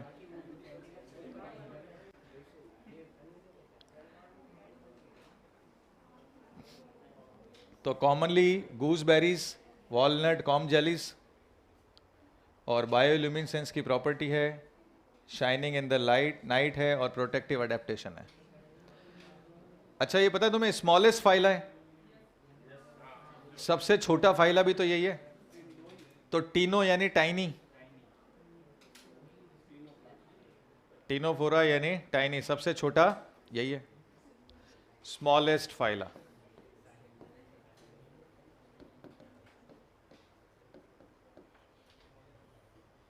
सबसे बड़ा फाइलम कौन सा है?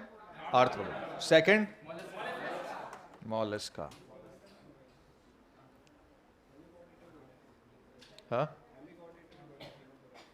नहीं नहीं, बड़ा नहीं होता वो, छोटा ही है। फाइलम है ना हेमिकॉर्डेटा, टीनोफोरा से बड़ा है।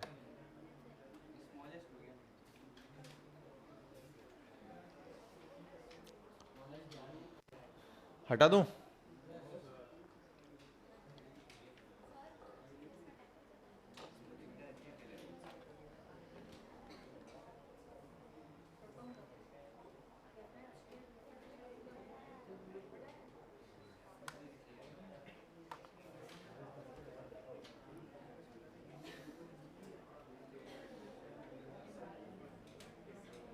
डन।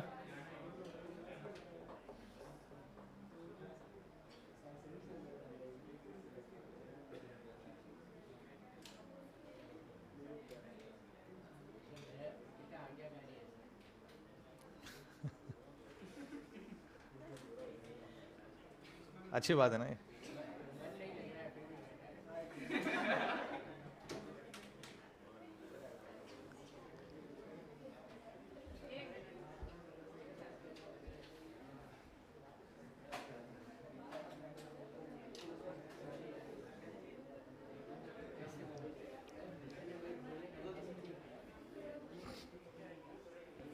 हटा दूं?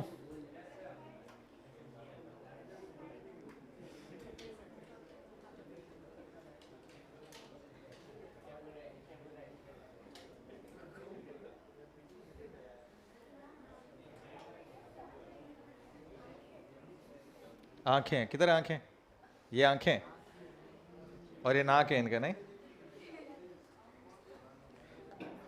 डन। अब लास्ट, अच्छा इनका बताओ लेवल कौन सा है, ऑर्गन या ऑर्गन सिस्टम? ना ऑर्गन है ना ऑर्गन सिस्टम है, टिश्यू। मैंने जानबूझ के घुमाया है इसको, तो टिश्यू लेवल हो गया इनका। सिमेट्री कौन सी है, ए सिमेट्री या बाइलेटरल सिमेट्री? नहीं, रेडियल है ये। इनमें रेडियल सिमेट्री है। अच्छा ट्रिप्लोब्लास्टिक है या डिप्लोब्लास्टिक है? अब ऑप्शन दो ही थे वैसे, डिप्लोब्लास्टिक है ये। और इनके अंदर भी ब्लाइंड सेक है, इनमें भी ब्लाइंड सेक है। इनमें ब्रांच्ड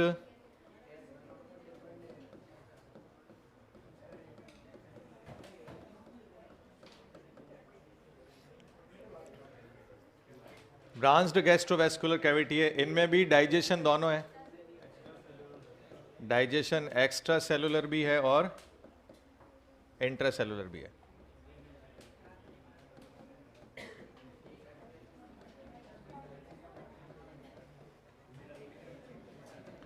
इनमें एसेक्सुअल रिप्रोडक्शन नहीं होता।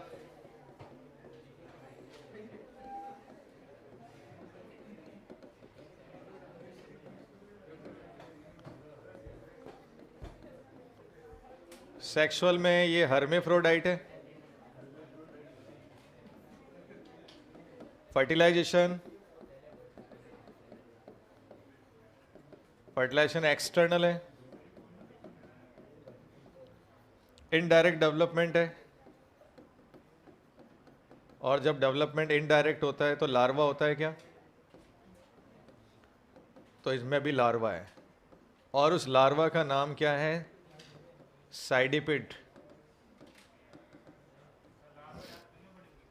कुछ के याद रखने पड़ेंगे, जैसे एक ट्रोकोफोर लार्वा आएगा नेरीज का, वो याद रखना पड़ेगा। वो बता दूंगा लास्ट में क्या क्या याद रखना है तुम्हें, मेन। चलो अब इसके मेंबर्स कौन से हैं? हाँ वो लास्ट में बताएंगे, एक बार ये तो पढ़ लो, एक बार कैरेक्टर सारे। मेंबर्स कौन कौन से हैं? प्लूरोब्रेंकिया,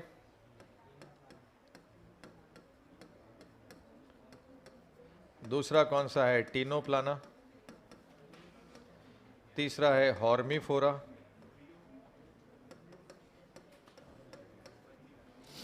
और एक और है बिरोए।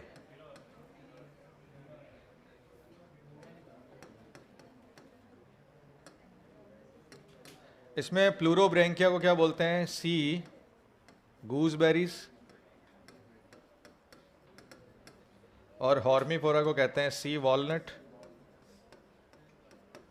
और बिरोए को बोलते हैं floating I of cat.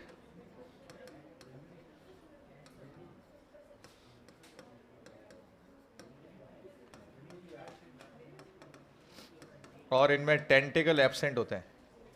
Ctenoplana को बोलते हैं कॉम जेली।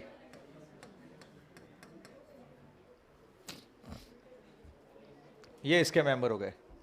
तो tissue level, radial symmetry, diploblastic, blind sac, gastrovascular cavity इसमें भी है। इसमें भी एक्स्ट्रा और इंट्रा सेलुलर डाइजेशन है। एसेक्सुअल रिप्रोडक्शन इनमें नहीं होता। सेक्सुअल रिप्रोडक्शन में हर्मेफ्रोडाइट है, फर्टिलाइजेशन एक्सटर्नल है, इनडायरेक्ट डेवलपमेंट है, लार्वा का नाम है साइडिपिड, और मेंबर में प्लूरोब्रेंकिया और टीनोप्लाना, दो ही नाम लिखे हुए हैं एनसीईआरटी में। तो प्लूरोब्रेंकिया को कहते हैं सी गूसबेरीज, टीनोप्लाना को कहते हैं कॉम जेली, हॉर्मीफोरा को कहते हैं सी वॉलनट, और बिरोए को कहते हैं फ्लोटिंग आई ऑफ कैट, क्योंकि उसमें टेंटिकल्स नहीं होते। बिना टेंटिकल वाला टीनोफोरा बिरोए।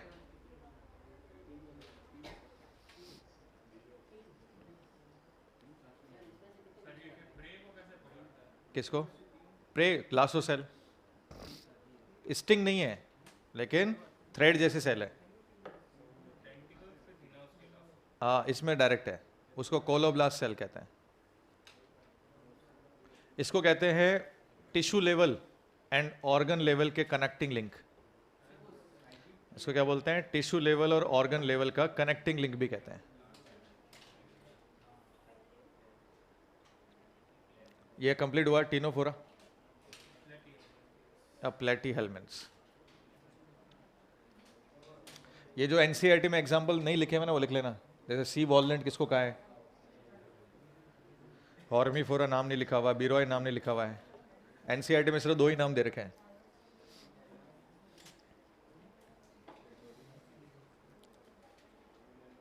तो व्हाट इज मेटाजेनेसिस? पॉलिप से मेड्यूसा, मेड्यूसा से पॉलिप। पॉलिप से मेड्यूसा कैसे बनेगा? बर्डिंग से बनेगा, और मेड्यूसा से पॉलिप बनेगा सेक्सुअल। क्या आप इसको अल्टरनेशन ऑफ जनरेशन कह सकते हो? बिल्कुल, ये अल्टरनेशन ऑफ जनरेशन भी है। और किस में है? ओबिलिया में।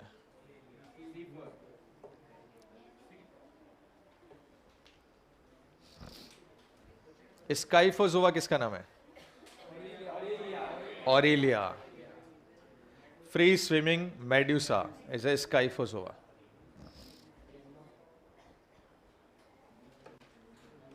हो गया ये। बायोल्यूमिनेसेंस किसमें? टीनोफोरा में। ये बायोल्यूमिनेसेंस अपने किस प्रोसेस के लिए करता है? प्रोटेक्टिव अडेप्टेशन है ये। प्रोटीन किस थ्रू करता है? प्रोटीन का नाम है ल्यूसीफेरिन। ल्यूसीफेरिन प्रोटीन।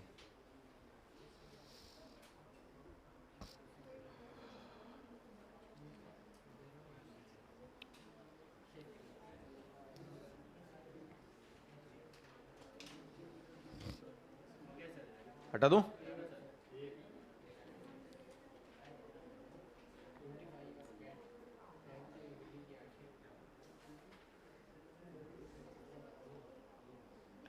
किसको कहते हैं Portuguese man of war? Physalia. What is sea pen? Pennatula. P P, अरे पेन और पेनिट्यूला। किसको बोलते हैं सी फैन? गॉर्गोनिया।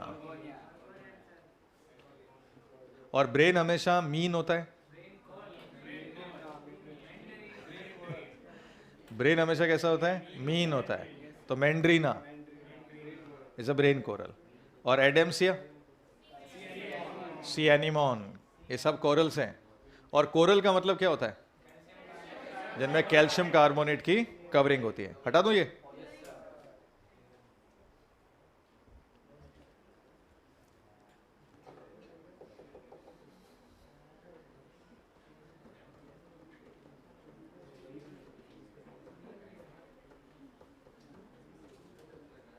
अच्छा एक बात बताओ, मेटामेरिज्म किस में? एनेलिडा में। मेटामेरिज्म किस में होता है? एनेलिडा। अच्छा फॉल्स सेगमेंटेशन किस में? Taenia solium.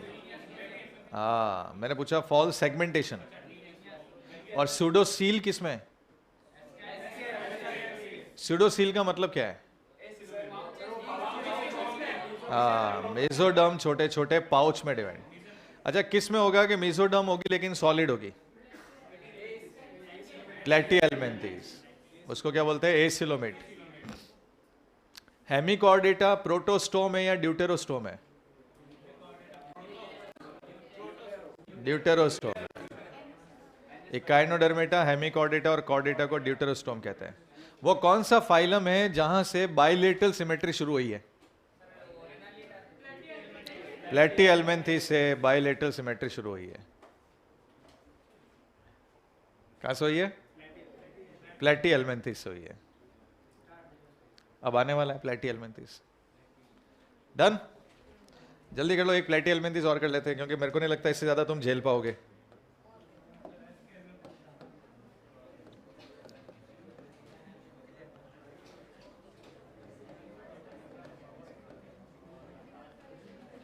नेक्स्ट आता है प्लेटीहेल्मिन्थेस। ठीक है, देखो वर्ड हमने यहां लिखा है प्लेट, दिख रहा है? प्लेट। प्लेटीहेल्मिन्थेस में आया है प्लेट। प्लेट का मतलब क्या होता है? फ्लैट। लेकिन कैसे? Dorso ventrally flat. मतलब वो मेंबर जिनकी डॉर्सल सरफेस और वेंट्रल सरफेस फ्लैट होगी, इनको अपन क्या बोलेंगे? प्लेटीहेल्मिन्थेस कहेंगे।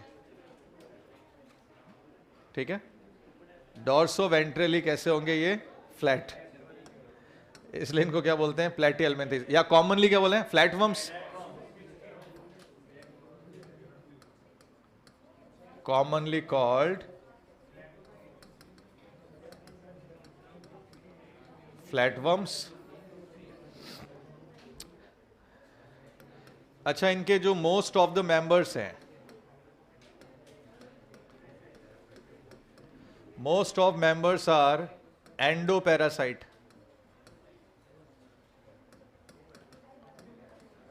ये क्वेश्चन आ सकता है नीट में सीधा सीधा।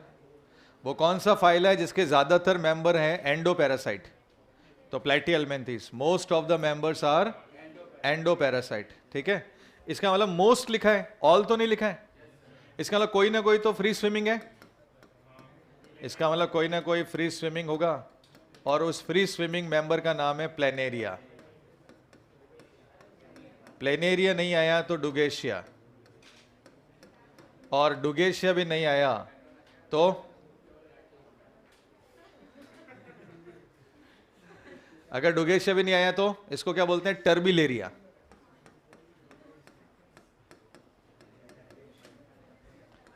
तो वो कौन सा प्लेटीहेल्मिन्थ है जो फ्री स्विमिंग है?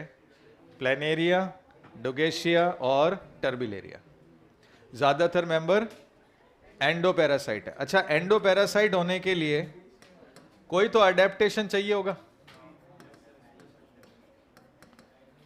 कुछ तो अडेप्टेशन इनको एंडोपैरासाइट होने के लिए चाहिए था। तो पहला है हुक्स एंड सकर्स। सबसे पहला इनके अंदर क्या होने वाले हैं, हुक्स एंड सकर्स होने वाले हैं।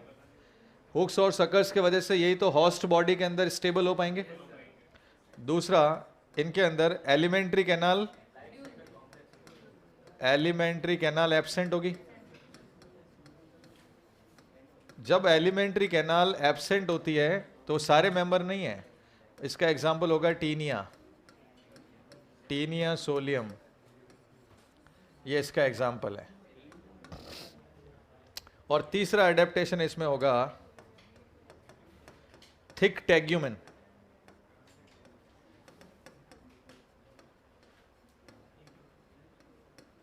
थिक टेग्यूमेन का मतलब होता है क्यूटिकल, जिसको डाइजेस्ट करना पॉसिबल नहीं होता। और चौथा, कॉम्प्लेक्स लाइफ साइकिल। जब कॉम्प्लेक्स लाइफ साइकिल है इनकी, तो इसका मतलब कोई ना कोई इंटरमीडिएट होस्ट है, 2 और मोर इंटरमीडिएट होस्ट है, और दूसरा मैनी लार्वा स्टेज है।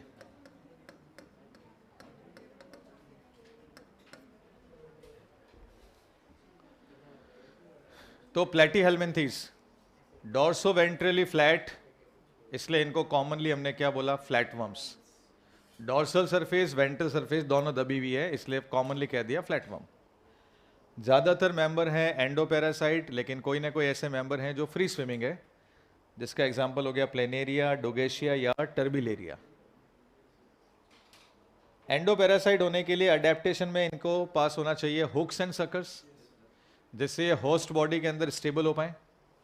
दूसरा, इनके अंदर एलिमेंट्री कैनाल ही नहीं है, जिसका एग्जांपल है टीनिया सोलियम, इसलिए बॉडी सरफेस से न्यूट्रिशन को एब्जॉर्ब करते हैं। लिखा हुआ है एनसीईआरटी में, तुम सारी बातें पढ़ोगे, हर वर्ड यहाँ पर कहीं ना कहीं लिखा है। इनमें थिक टेग्यूम है, क्यूटिकल, इतना मोटा क्यूटिकल है कि इनको डाइजेस्ट करना पॉसिबल नहीं है। और चौथा, इनकी लाइफ साइकिल बहुत ज़्यादा कॉम्प्लिकेटेड है, 2 या 2 से ज़्यादा इंटरमीडिएट होस्ट है, और बहुत सारी लार्वा स्टेज है। देखो इसमें लास्ट में लिखा है क्या, मैनी लार्वा स्टेज लिखा होगा, देखो मैनी लार्वा स्टेज, 1-2 लार्वा नहीं, बहुत सारे लार्वा हैं। तो अगर मैनी लार्वा स्टेज भी आता है ना, तो तुम्हारा सीधा आंसर क्या जाएगा, प्लेटीहेल्मिन्थ्स।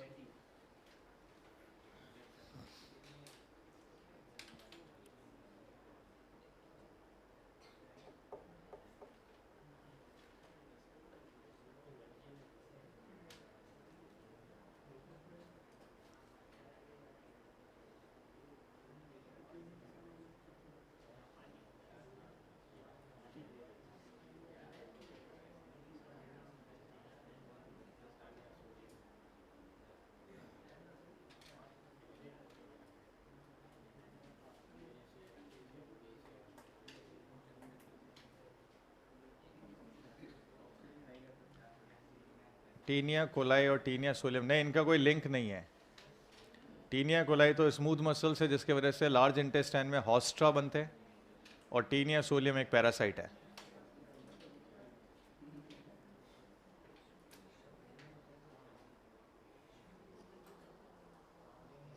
ये लास्ट है, फटाफट कर लो, क्योंकि झेल पाओगे इससे ज़्यादा, है कैपेसिटी तुम्हारे अंदर? अरे यार ज़बरदस्त, मतलब इतनी कैसे आ गई तुम्हारे अंदर, माइटोकॉन्ड्रिया इतने बढ़ कैसे गए अचानक से? हाँ, माइटोकॉन्ड्रिया मजबूर है, ऐसे बोलो। मजबूर होते होते वो मजबूत बन गया, एनर्जी रिलीज कर रहा है तुम्हारे अंदर। ऐसा कोई है जिसने एम्स नर्सिंग का फॉर्म भरा है? भरा तुमने फॉर्म? भरना नहीं है, सोचा ही नहीं है, भर देना चाहिए। बुरा इसमें ना ऐसा ये इन्फीरियर फील्ड करने की जरूरत नहीं है कि एम्स नर्सिंग का मैंने फॉर्म भरा है तो ऐसा हो गया। बहुत अच्छी जॉब है ये, एम्स नर्सिंग की जॉब बहुत अच्छी जॉब है, बढ़ना चाहिए।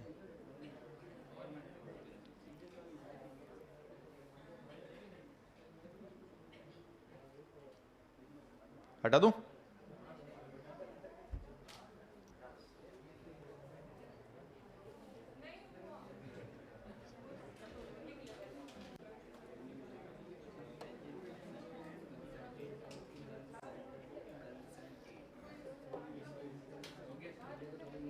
कंसंट्रेट।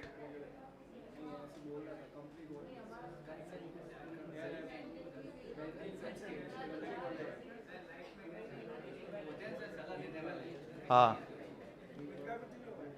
क्या बोल रहा है साहिल? लाइफ में कैसे आगे बढ़े? Many larva stage.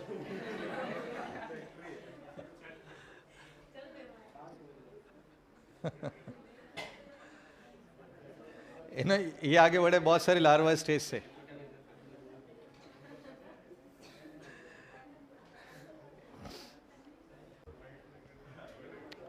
हो गया क्या? बहुत समय लगाते हो यार तुम लोग। हो गया? अच्छा देखो, इसमें ऑर्गन लेवल होगा या टिश्यू लेवल होगा? इनमें ऑर्गन लेवल स्टार्ट हुआ। ये ट्रिप्लोब्लास्टिक है या डिप्लोब्लास्टिक है? ट्रिप्लोब्लास्टिक है। ट्रिप्लोब्लास्टिक है तो यू सिलोमेट है या ए सिलोमेट है? ए सिलोमेट है। रेडियल या बाइलेटरल? बाइलेटरल सिमेट्री है।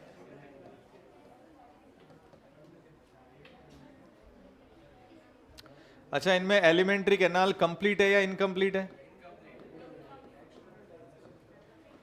एलिमेंट्री कैनाल इनकी इनकम्प्लीट है, यानी माउथ और एनएस कॉमन है। इनमें रेस्पिरेशन बॉडी सरफेस से होगा।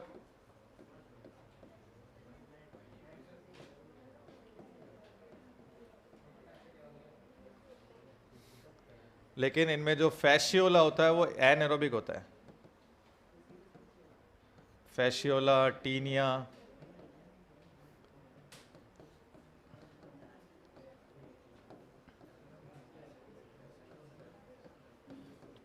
एनारोबिक होते हैं।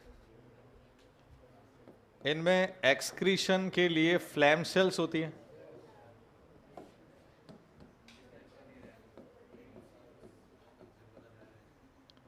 और ये flame cells excretion and osmoregulation के लिए होती है। अब देखो, मैं तुम लोगों को एक चीज बताता हूं, कॉन्ट्राडिक्टरी पॉइंट बताता हूं एनसीईआरटी का। एनसीईआरटी का एक कॉन्ट्राडिक्टरी पॉइंट बताता हूं और ये बताता हूं क्वेश्चन अगर दो अलग अलग जगह पर आएगा तो तुम्हें कैसे उसको सॉल्व करना है। देखो, तुम लोग एक्सक्रीटरी सिस्टम पढ़ोगे, है ना? बॉडी फ्लूइड वाला, वो एक्सक्रीशन वाला, नाइट्रोजनस वेस्ट वाला, उसको पढ़ोगे तो वहां स्टार्टिंग में एक्सक्रीटरी ऑर्गन दे रखे हैं। और एक्सक्रीटरी ऑर्गन की स्टार्टिंग जो हो रखी है वो स्टार्टिंग हो रखी है फ्लेम सेल्स से। 4 एनिमल दे रखे हैं, 4 नाम दे रखे हैं। फ्लेम सेल्स पहला ऑर्गन है। दूसरे ऑर्गन का नाम दे रखा है वहां पे नेफ्रीडिया। तीसरे ऑर्गन का नाम दे रखा है मेलपिगियन ट्यूब्स। और चौथा दे रखा है एंटीनरी ग्लैंड्स। 4 नाम दिए हुए। एनसीईआरटी ने वहां क्या क्या लिखा हुआ है? वहां पे लिखा है flame cells for osmo regulation. देखो लिखा हुआ है for osmo, body balance, body fluid balance, और लास्ट में लिखा है ऑस्मो रेगुलेशन लिखा है। ठीक है, उसके बाद में सेकंड नंबर पर आएगा कौन सा वाला? नेफ्रीडिया। इसमें देखो एक्सक्रीशन एंड ऑस्मो रेगुलेशन लिखा हुआ है। उसके अगले पर आओ Malpighian tubule, same osmoregulation and excretion. और एंटीनरी पर आओ ओनली एक्सक्रीशन। देखो लिखा है, तो इसको कैसे याद रखते हैं? ओ बी बी ई, ओबे। ऑस्मो रेगुलेशन, बी यानी बोथ, बी यानी बोथ, ई यानी एक्सक्रीशन। ये चार सीक्वेंस में osmoregulation, both, both and excretion, यानी फ्लेम सेल सिर्फ ऑस्मो रेगुलेशन करेगी, नेफ्रीडिया और मेल्पिगियन ट्यूब्यूल बोथ, और लास्ट वाला जो एंटीनरी ग्लैंड है वो सिर्फ एक्सक्रीशन। लेकिन यहां जब एनिमल किंगडम में आ रहे हैं, यहां देखो एक्सक्रीशन में ऑस्मो रेगुलेशन एंड एक्सक्रीशन दोनों ही लिखा हुआ है। तो यानी अगर एनेलिडा, उल्टा सवाल आता है, एनेलिडा की फ्लेम सेल्स का यूज, ये सॉरी प्लेटिहेल्मिन्थेस की फ्लेम सेल्स का यूज क्या है, तो आंसर आएगा एक्सक्रीशन एंड ऑस्मो रेगुलेशन। जब मैच द कॉलम अगर आते हैं, अलग अलग ऑर्गन्स आते हैं और सामने ऑस्मो रेगुलेशन एक्सक्रीशन मैच करना होता है, तब फ्लेम सेल्स के सामने सिर्फ ऑस्मो रेगुलेशन वाले को टिक लगाना है। ये एनसीईआरटी के दो कॉन्ट्राडिक्टरी पॉइंट है, जिसका सॉल्यूशन ये है, जब तक मैच द कॉलम नहीं आएगा तब तक तुम्हें वहां पर सिर्फ ऑस्मो रेगुलेशन लगाना है, नहीं लगाना है। और अगर खाली पूछते हैं कि इसका फंक्शन क्या है, तो दोनों आएगा, osmo regulation and excretion. Match the column अगर आता है और सामने ऑस्मो रेगुलेशन होता है अकेला, तो फ्लेम सेल्स के सामने सिर्फ ऑस्मो रेगुलेशन लगाना है। समझ में आगे बात? दो अलग अलग जगह पर अलग अलग बातें लिखी हुई है। फ्लेम सेल्स को सोलिनोसाइट भी कहते हैं और इनको प्रोटोनेफ्रिडिया भी कहते हैं।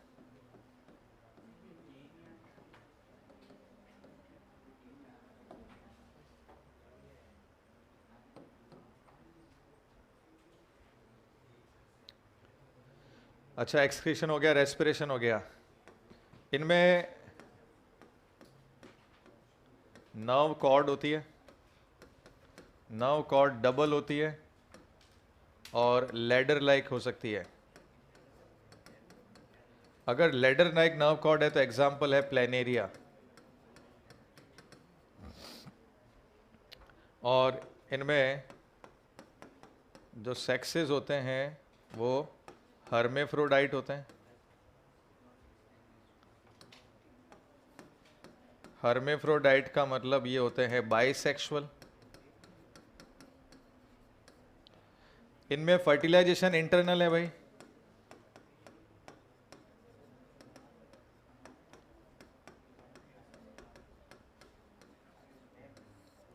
इनमें फर्टिलाइजेशन कैसा है? इंटरनल फर्टिलाइजेशन है, बहुत इंपॉर्टेंट है। और इनडायरेक्ट डेवलपमेंट,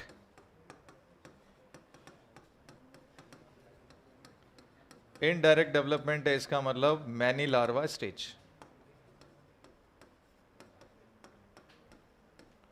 इनके अंदर बहुत सारे लार्वाज होने वाले हैं।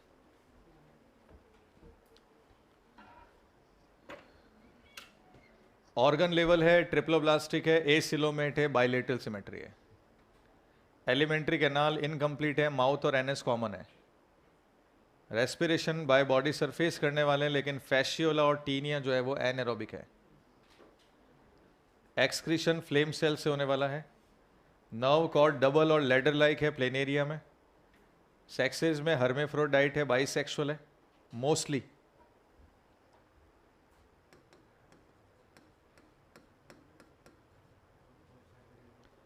इनडायरेक्ट डेवलपमेंट है, इसका मतलब बहुत सारे लार्वा अंदर आने वाले हैं और फर्टिलाइजेशन इनका इंटरनल है। इसका फर्टिलाइजेशन बहुत ज़्यादा इंपॉर्टेंट है। इंटरनल फर्टिलाइजेशन याद रखना बहुत ज़्यादा ज़रूरी है, क्योंकि एस्के हेल्मिन्थीस जब आएगा उसमें भी इंटरनल फर्टिलाइजेशन है, लेकिन उनके मेंबर सेपरेट हैं, अलग अलग मेंबर हैं उनके। वो हर्मेफ्रोडाइट नहीं है, वो यूनिसेक्सुअल है। यूनिसेक्सुअल एंड इंटरनल फर्टिलाइजेशन के लिए कौन आ जाएगा? एस्के हेल्मिन्थीस। ये बाइसेक्सुअल है और इंटरनल फर्टिलाइजेशन है, ये इंपॉर्टेंट है इसमें। ये कई बच्चों को याद ही नहीं रहता है। हर्मेफ्रोडाइट हो और इंटरनल फर्टिलाइजेशन हो तो प्लेटिहेल्मिन्थीस। चलो लास्ट इसके मेंबर लिख लेते हैं, फिर खत्म।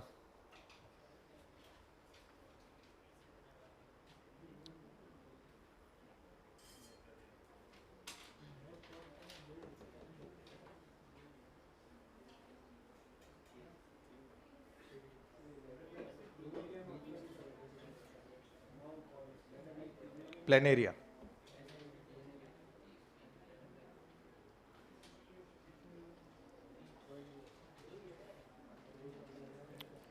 हो गया।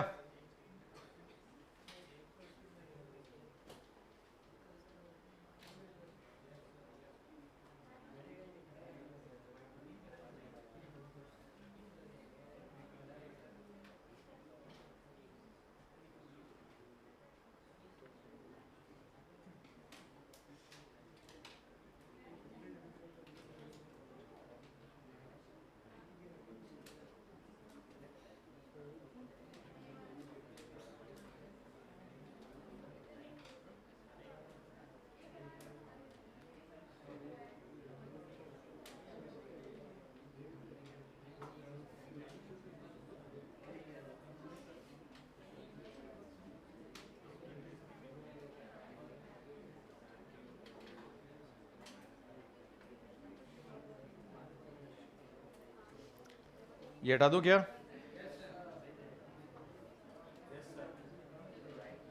लिखने दो, कुछ बच्चे लिख रहे होंगे। हो गया?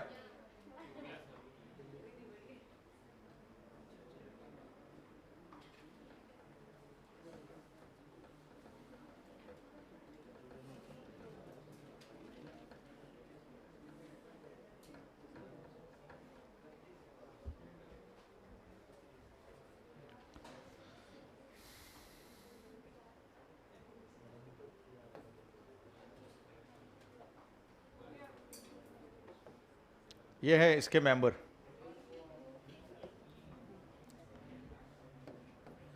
इस मेंबर में ये वाला जो मेंबर है इसको बोलते हैं टेपवर्म। और टेपवर्म क्या होता है?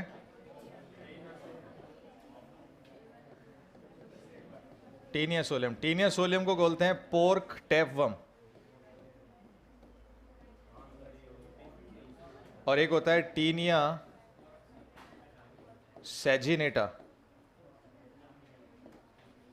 इसको बोलते हैं बीफ टेपवर्म।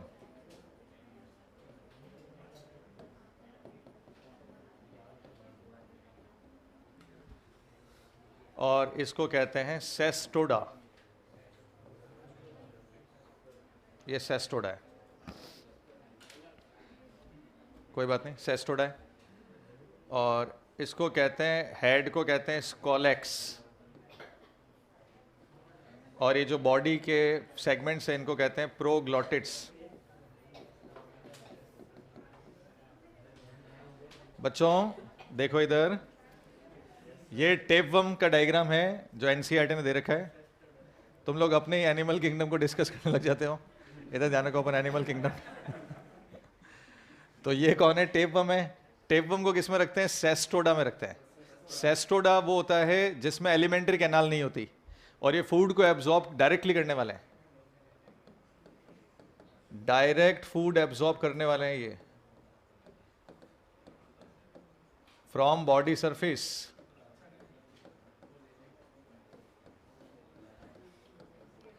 ठीक है, तो ये डायरेक्टली, इनमें एलिमेंट्री कैनाल तो है नहीं, तो ये क्या करेंगे? फूड को डायरेक्टली अपनी बॉडी सरफेस से एब्जॉर्ब करेंगे। ये इनका माउथ दिख रहा है, इसको कहते हैं स्कोलेक्स। इनके बॉडी के सेगमेंट्स नजर आ रहे हैं तुम्हें, ये फॉल सेगमेंट है। इन सेगमेंट्स को कहते हैं प्रोग्लॉटिड्स। ये किसका डायग्राम दे रखा है? टीनिया सोलियम का डायग्राम दे रखा है। और टीनिया सोलियम को क्या बोलते हैं? पोक टेपवर्म। सुअर के मांस में होता है ये ह्यूमन की बॉडी में कैसे एंट्री करेगा? पॉर्क से, यानी सुअर से। जो सुअर खाता है, मतलब प्रॉपरली वो राइप नहीं हो, तो उनकी बॉडी में ये टीनिया सोलियम जाने के बहुत चांस होते हैं। चलो मैं एक चीज़ बता दूं तुम्हें, जैसे ये टीनिया सोलियम है, ये टीनिया सोलियम है, तो टीनिया सोलियम ह्यूमन की इंटेस्टाइन में रहता है। ठीक है, जैसे जैसे इसको फूड मिलता है वैसे वैसे इसकी लेंथ बढ़ती रहती है। कभी कभी इतनी ज़्यादा लेंथ हो जाती है कि ये अपनी ही बॉडी के सेगमेंट को टॉलरेट नहीं कर पाता, हैंडल नहीं कर पाता। तो जो सबसे पीछे वाले जो सेगमेंट होते हैं, जिनके अंदर अंडे होते हैं, इसके एग्स होते हैं, उनको ये तोड़ के रेक्टम तक पहुंचा देता है। फिर ह्यूमन के फिशेस के साथ में वो जो अंडे वाले प्रोग्लॉटिड्स हैं वो निकल निकल के फिशेस में चले जाते हैं। फिर वहाँ गंदगी में कौन बैठा रहता है? सुअर। वो सुअर आता है और सुअर गंदगी जब खाता है तो ये प्रोग्लॉटिड उसकी बॉडी में चले जाते हैं। उसके अंदर लार्वा होता है, वो लार्वा उसके इंटेस्टाइन से निकल के उसके मसल्स में जाके स्टोर हो जाता है। फिर सुअर को खाते हैं लोग, कई लोग खाते हैं, सऊदी अरब में बहुत ज़्यादा खाते हैं। सऊदी अरब में तरीका क्या होता है? अपने यहाँ पर भी, मतलब इंडिया में भी लोग खाते हैं, लेकिन इंडिया में टीनियासिस होने के चांस ज़्यादा होते हैं, सऊदी अरब में टीनियासिस होने के चांस कम होते हैं। उसका कारण क्या है? तो सुअर को लटकाते हैं उल्टा, उल्टा लटका के उसका कट लगाते हैं तो सारा ब्लड निकल जाता है उसका। फिर उसकी स्किन को उतारते हैं, स्किन को उतारने के बाद में उसको अल्कोहल से वॉश करते हैं। मैं सऊदी की बात कर रहा हूँ, अल्कोहल से वॉश करते हैं, क्योंकि पिग जो है ना वो बहुत ज़्यादा फैटी होता है, उसके स्किन के नीचे बहुत मोटा एडिपोज टिश्यू होता है, तो उसको अल्कोहल से वॉश करते हैं और सारा फैट निकालते हैं। फैट निकालने के बाद में उसको पकाते हैं, तब उसकी मसल्स पूरी पक जाती है और उसके अंदर जो प्रोग्लॉटिड है वो सब बर्न हो जाते हैं। अपने यहाँ क्या करते हैं? सुअर को काटते हैं, ब्लड निकालते हैं, अल्कोहल से धोएंगे तो पियेंगे क्या? भाई अगर आपने अल्कोहल धोने में काम में ले ली तो पियेंगे क्या?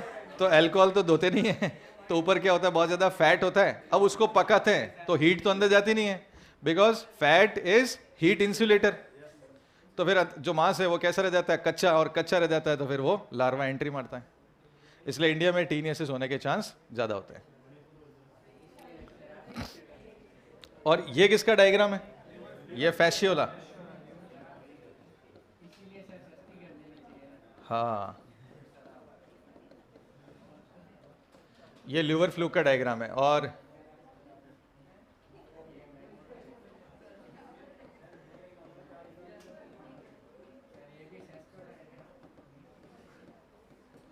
इसको कहते हैं ट्रेमेटोडा।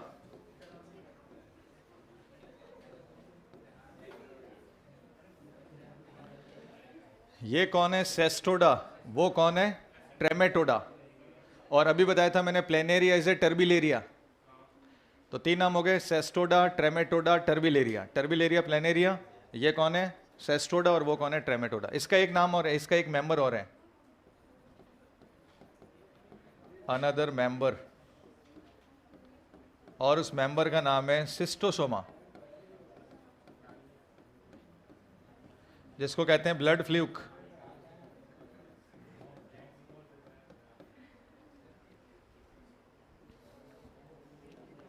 तो डायग्राम में जहां पर लेबलिंग मिसिंग थी वहां मैंने बता दिया तुम्हें।